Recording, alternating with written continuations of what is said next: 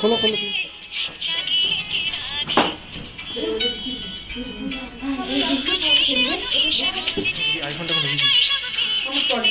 তোমাদের যখনই এরকম কথা মনে হবে যে আমি আর পারছি না, এইভাবে বেঁচে থেকে লাভ কি, তো কোনো কিছু খারাপ করবার আগে একবার হলো আমার চ্যানেলটা থেকে ঘুরে যেও। আমি কিন্তু তোমাদের মতনই ভেঙে পড়ায় হেরে যাওয়া একটা মেয়ে, যে কিনা সব পেছনে ফেলে এই অবস্থায় দাঁড়িয়ে আছে।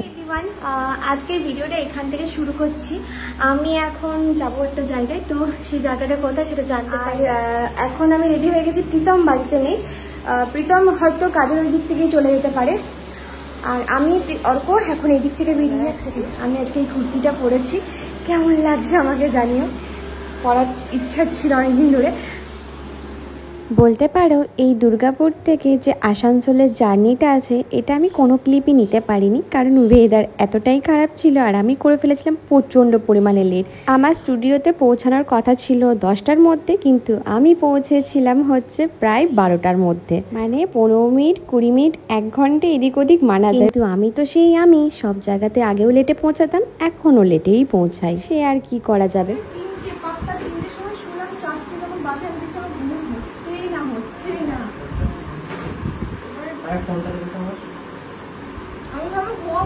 যাই হোক, এতটা জার্নি করে এসেছি, ফেসটাকে তো দারুণভাবে ক্লিন করে দিয়েছে, দেখতেই পাচ্ছ।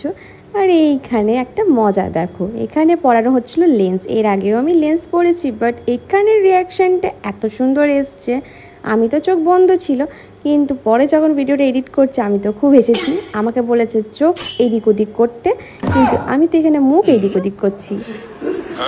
চোখ বন্ধ করে রাউন্ড রাউন্ড করে ঘোরা, রাইট লেফট আপ ডাউন করে। হ্যাঁ এই তো এটা ঘুরছে, এই তাকাও। হ্যাঁ বুঝতে পারছো না? দুটো ডিফারেন্ট আছে আইবল। একটা তো লেন্সটা পরার পর মনে হচ্ছে বেশি বোঝা যাচ্ছে। হ্যাঁ ঠিক বলেছো। কিছু মাস আগে তোমরা জানো আমার সাথে একটা ইনসিডেন্ট হয়েছিল। আমার চোখের মধ্যে ক্লট জমেছিল, ব্লাড, আর যার কারণে আমার দুটো চোখের মনি দুরকম লাগছে, তাও লেন্স পরার পর। কেন এটাই যদি আমি পুরো ফেসে বেশি দিতাম তাহলে সানলাইটে গেলে কি হতো, অয়েল রিলিজ হতো। আহা হা হা, এইরকম হালকা হাতে মেকআপ করছিল, আমার তো ঘুম আসছিল রীতিমতো। এখন তো এসিটা লাগাচ্ছি, কিন্তু এটা তোমরা লিখে রাখো যা অপশনাল। আসলে এখানে যারা যারা স্টুডেন্ট ছিল তাদেরকে এটা কিন্তু বলছিল, আমিও একটু একটু শুনে নিচ্ছিলাম আর কি। আমার ভীষণ ঠান্ডা লেগে গেছিলো জানো তো, বুঝতেই পারছো চোখ মুখ দেখে। তো তারপরে মেকআপ স্টার্টিং হলো। এইখানে তো প্রীতম প্রচুর পরিমাণে ভয় পেয়ে গেছিলো। আচ্ছা আমি একটা কথা বলে দিই, আমি কিন্তু কোনো মেকআপ পার্সন না, তাই মেকআপে কোথায় কি ইউজ করতে হয় সেটাও অতটা আমার নলেজ নেই। জানো আমার বিয়ের সময় আমি সেজেছিলাম, প্রায় আমি এটা তোমার 12 বছর আগেকার কথা, 12 বছরের আগেকার কথা এটা। হ্যাঁ তো তখন বিয়ে হয়েছিল। এবার তখন মোটামুটি কিরকম রেঞ্জে সাজা হতো, 10-8 ওরকম করে নেওয়া হয়েছিল। ঠিক আছে, এত বাজে সাজিয়েছিল আমাকে তুমি ভাবতে পারবে না। আমাকে আমার মানে পুরো মানে এত এক্সপেক্ট করেছিলাম, তোমাকে বলেছিলাম না যে আমার এক্সপেকটেশন একটু হাই আছে, ওই কারণেই বলেছিলাম। কারণ এত বাজে সাজিয়েছিল তুমি ভাবতে পারবে না। চুল বেঁধেছে, চুলটা তোমার পুরো মানে চুলে তো কোনো ডিজাইন করেনি, সামনে দুই দিকে শিটে করে পেছনে একটা বান করে ফুল এঁটেছিল। তাও আবার কি ফুল, কি রজনীগন্ধা ফুল হয় সেই ফুল এঁটে দিয়েছিল। মাথা তো পুরো ফুলে গেছে, বিয়ে হতো না হতেই মানে ভয়ও নেই বিয়ে। তো এরকম একটা শাড়ি পরেছিল, শাড়িটা মানে একদিকে শাড়ি যাচ্ছে একদিকে আমি যাচ্ছি, এরকম ভাবে পরেছিল শাড়িটা আমাকে। তো এরকম আমার এক্সপিরিয়েন্স আছে, এই জন্য আমি তোমাকে বলবো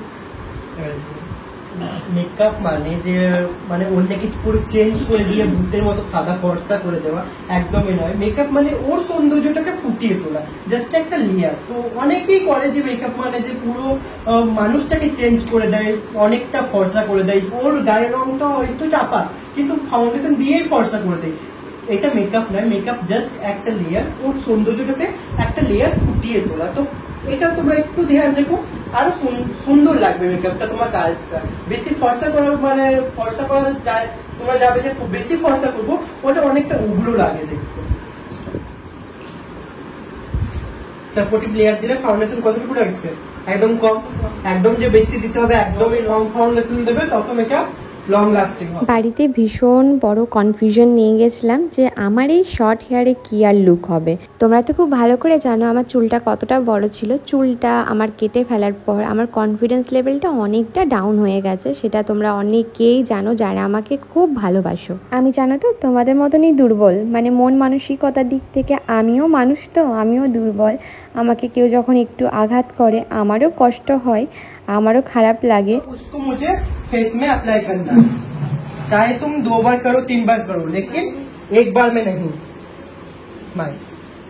তাই আমার যখন এই চুলটা কাটার পর থেকে আমি অনেক রকমের মন্তব্য পেয়েছি, আমিও অনেকবার ভেঙে পড়েছি, তারপরে নিজেকেই উঠে দাঁড়িয়েছি। তাই আমি তোমাদেরকে প্রথমেই বললাম, তোমরা যারা ভাবছো নিজেদেরকে শেষ করে দেবো, তোমাদের জীবনে সব থেকে বেশি দুঃখ, তাদেরকে আমি একটা কথাই বলতে চাই, তোমাদের থেকেও অনেকের বেশি দুঃখ আছে। আগে যেমন আমি নিজের দুঃখটাকে সব থেকে বেশি বড় ভাবতাম, কিন্তু আমিও খোঁজ নিয়ে দেখলাম আমার থেকেও খারাপ অবস্থা অনেকের আছে। তাই বাইরে বেরো, চারিপাশটাকে ভালো করে দেখো, আর নিজের মনের মধ্যে একটা কনফিডেন্স আনো যে হ্যাঁ তুমি ভালো, তুমি পারবে।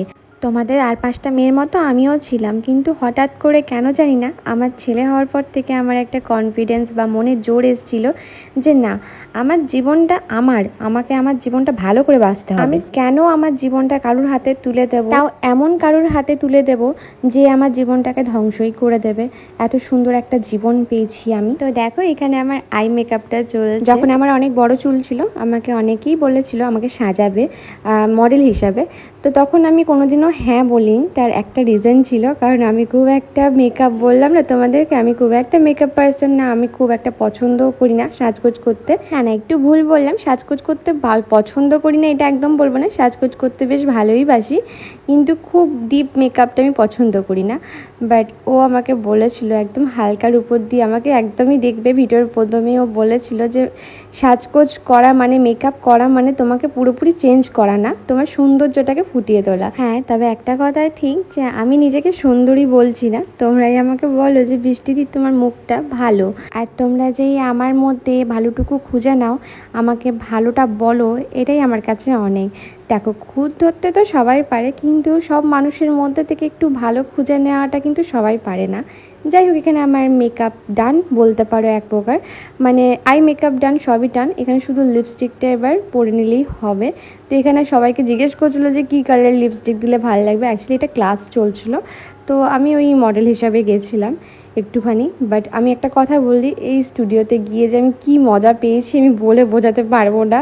প্রত্যেকটা স্টুডেন্ট এত ভালো, আর শুভর ব্যবহার এত ভালো, মানে আমি এত যে দেরি করে গেছি কোনো মানে ব্যাপার নেই যে না এত দেরি করে কেন এলে, এবার ওইসব কিছু না। আমি জাস্ট বললাম আমার একটু দেরি হবে, ও কোনো রকম কোনো রিয়্যাক্ট কিছু না, ঠিক আছে আসো তুমি, এটা আমাকে বললো। তো এখানে আমার শাড়ি পরানোটাও জাস্ট ডান হয়ে গেছে। এবার এসছে চুলের পালা। তো এখানে চুলটা আমার বাঁধা হচ্ছিল, দেখতেই পাচ্ছ। এই চুলটা নিয়ে তো আমি খুব বড় ভয়ে ছিলাম। আসলে তোমাদেরকে আমি বলে দিই, আমি কিন্তু শর্ট হেয়ারের জন্য এসেছিলাম, মানে আমার শর্ট হেয়ারের মধ্যে একটা লুক হবে বলে। তারপরে শুভ এটাও বলেছিল যে না তোমার আমি জুঁই ফুল নিয়ে এসেছি, আমি দেখবো তোমার বান করা যায় কি না, মানে একটা যদি বান হয় খুব সুন্দর লাগবে। তো সেই কারণে আমি এখানে খুব মানে চুপচাপ বসেছিলাম, আমি ভাবছিলাম হবে না, ফালতু একটা চেষ্টা। তো লাস্টে যখন সাজানো হলো, আমি মাঝে কিছু ক্লিপ তোমাদের সাথে শেয়ার করতে পারিনি, কারণ আমার আইফোনের মানে পুরোপুরি বন্ধ হয়ে গেছিলো। এটা শুভর আইফোন থেকে পুরোপুরি শ্যুট করা হয়েছিল। দেখি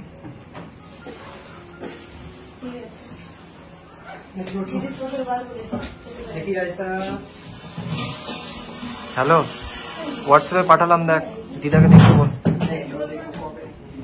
দারুণ চেঞ্জ হয়ে গেছে নাকি পুরো? কেমন লাগছে?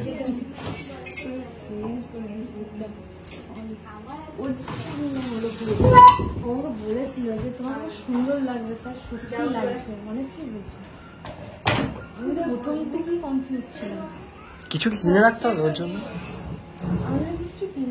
তো এখানে তারপরে যেটা হচ্ছিল ফটোশ্যুট অ্যান্ড ভিডিও, কিছু তো ক্লিপ নেওয়ার ছিল সেগুলোই নেওয়া হচ্ছিল। বাট আমি তো জানো তো অত এক্সপ্রেশন দিতে ভালো করে পারি না, বাট যতটুকু পারছিলাম ততটুকু দেওয়ার চেষ্টা করছিলাম। আর ওখানে গিয়ে থেকে আমি শুধু হেসে গেছি। আর সত্যি কথা বলতে আমি আমার লাইফে এত প্রশংসা কোথাও পাইনি যতটা ওইটুকু টাইমের মধ্যে ওরা আমাকে করেছে।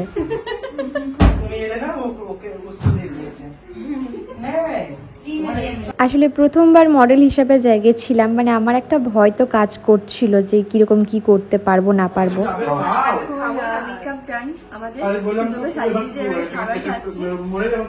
আর বাকি তো পাঠাবে রে, আমার একদম মন সব পাঠিয়ে দেবো।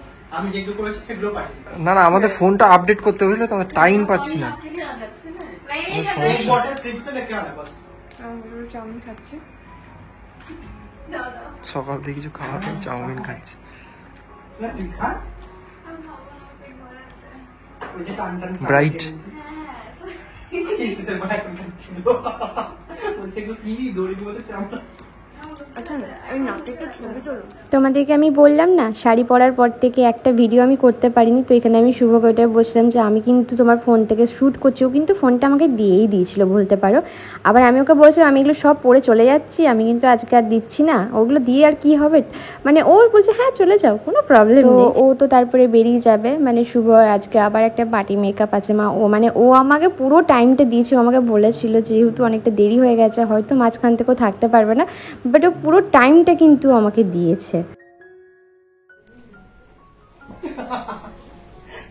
দারুণ লাগছে।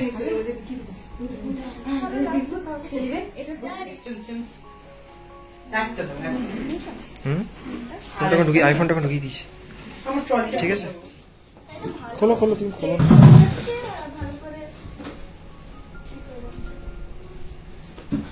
সাজা কমপ্লিট, আর এই বৃষ্টি পড়ছে, এই অবস্থা, এই হচ্ছে বৃষ্টির অবস্থা। যাওয়ার জন্য দাঁড়িয়েছি টোটোর জন্য, আর ওনার পেয়ে গেছে খিদে পাচ্ছে খুব জন্য নাকি টোটো দেখা হয়ে যাবে। তো মেকআপ স্টুডিও ওখান থেকে বেরিয়ে না ভেবেছিলাম একটু বিয়ান ঘাটি যাব, আরও অনেক কিছু কাজ ছিল আজ মানে সেদিনকে আসানসোলে, বাট আমরা কিচ্ছু করতে পারিনি, হুট করে বৃষ্টিটা নামায়। তারপরে জানো তো মানে এতটা টায়ার্ড লাগছিল, প্রীতম বললো অন্যদিন একদিন আসবো, কোনো অসুবিধা হবে না। তো তারপরে আমরা বেরিয়ে গেছিলাম, এখন টোটো করে যাচ্ছিলাম আসানসোল বাস স্ট্যান্ড, তারপরে ওখান থেকে আবার বাসে করে মানে চলে যাব হচ্ছে দুর্গাপুর। তারপরে অর্ককে তো রেখে দিয়ে এসেছি মাদের কাছে, ওখান থেকে ওইটুকু টোটোতে আসতে কতবার যে জ্যামে ফেসেছি তার কোনো নাই ঠিক। তারপরে অর্ককে তো 10 বার আমাকে ফোন করছে তুমি কোথায়, তোমাকে ভালো লাগছে। ওর তো পিঙ্ক মেকআপ হলে ভালো লাগতো অনেক কিছু, বাবাকে মাকে সবাইকে ভিডিও কল করে একবার করে দেখিয়েছিলাম। এখানে আমরা আসলে যাবো ভেবেছিলাম হয়তো বিয়ান ঘাটি, তারপরে যা জোরে বৃষ্টি নামলো আমরা এই টেম্পুটা থেকে নেমে গেলাম, মানে এই দিক থেকে টেম্পু করেও যাওয়া যাবে, তো এইখান থেকে টেম্পু করে নেমে গেলাম। দেখো আমার ব্যাড হ্যাবিট দেখছো, তাতে করে নখ কাটলাম। আর কোথাও যাওয়া হলো না, শাড়ির বাজার টাজার ভাবলাম সব করব, বাট কিচ্ছু হলো না। আমাদের শুধু এই মেকআপ শ্যুটটার জন্য যাওয়া হয়েছিল, ওটাই হলো আপাতত। আরেকদিন আবার আসতে হতে পারে আমাকে, তো তোমরা কিন্তু আমাকে জানাবে কমেন্টে যে আমাকে কেমন লাগছিল। আজকের মতো ভিডিওটা এইটুকুখানি, সবাই ভালো থেকো সুস্থ থেকো।